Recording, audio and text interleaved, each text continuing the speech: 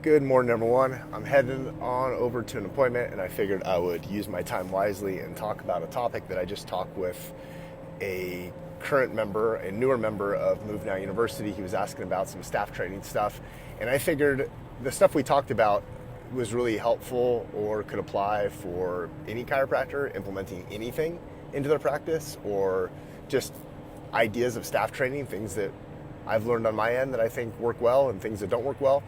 So first off, before I get into that, if you want to see a 30-minute behind the scenes demo, we pre-recorded a video inside of our doctor training and staff training area, our member portal.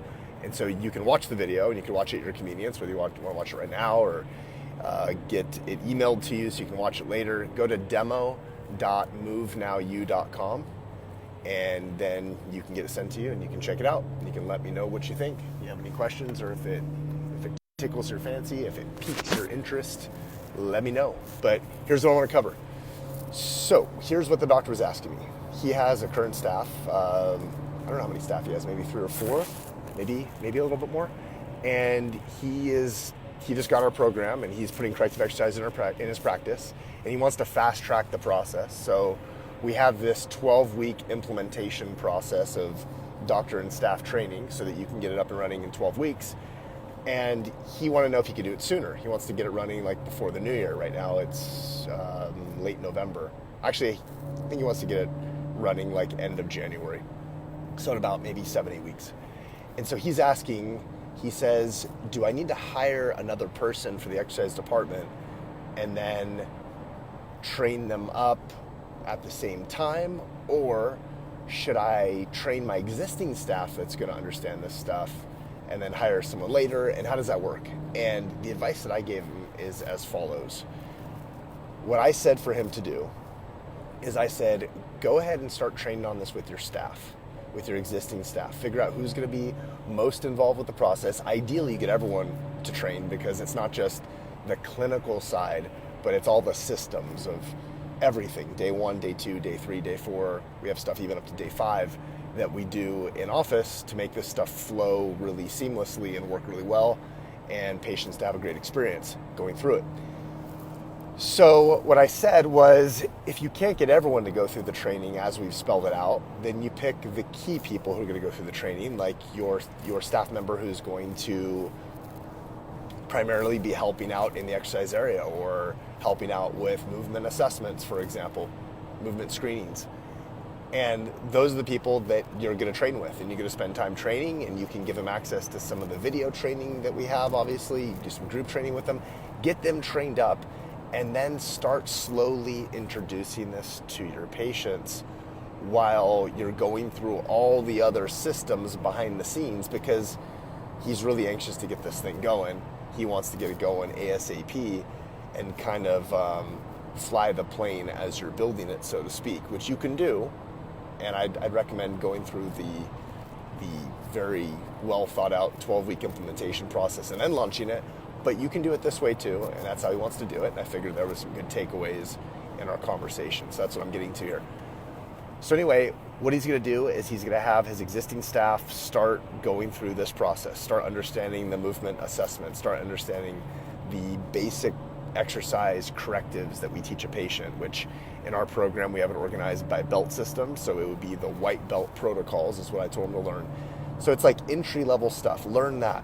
Learn our day 4, which is how to explain this to a patient, how to onboard them into the exercise department.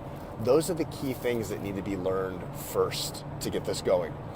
There's a lot of other systems though that handle the objections and really prevent stuff from going wrong.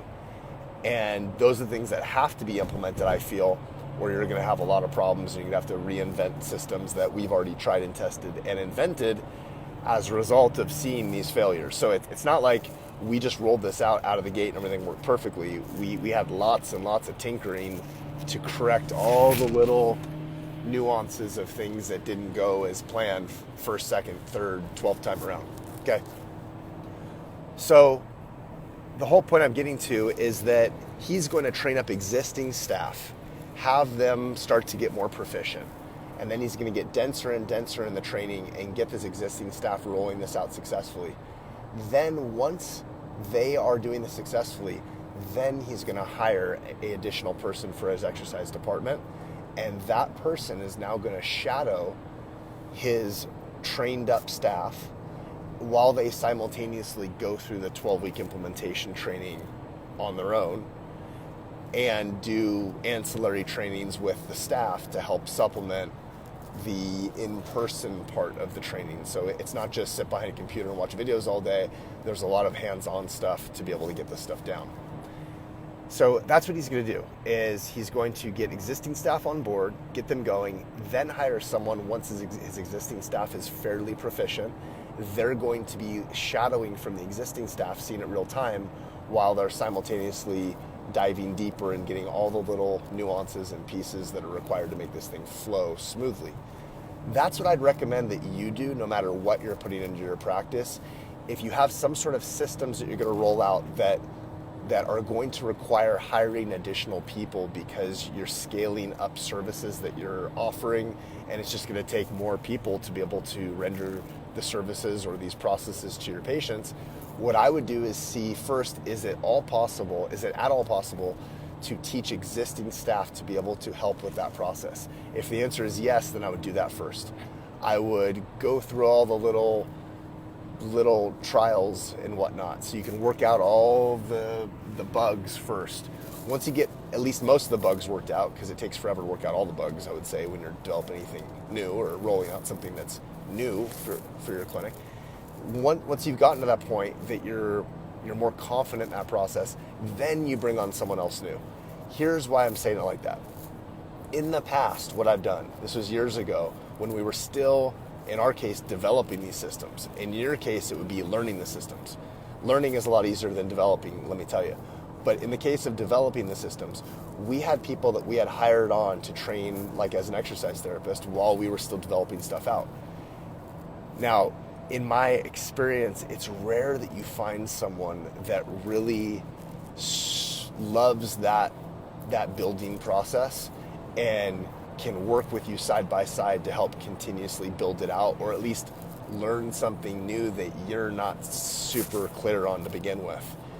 It's rare to find someone who really loves that kind of thing. In most cases, staff that you hire wants all the systems in place ahead of time, and if they're coming into a new position in your clinic and they're a new employee in your clinic and they're learning brand new systems that you're not really familiar with yourself, that just adds another element of chaos into the mix of perceived uncertainty. And then those people tend to have a higher turnover rate, and now you're investing all this time and energy in that person, and there's another variable that might make it not really a long-term relationship for them working in your clinic, which would be really catastrophic, because you're going to put all this time and energy into them. The last thing you want is for them to walk after 3 months after you've gone through all this training that now you're starting to get down, they're getting down, but they didn't really love the process.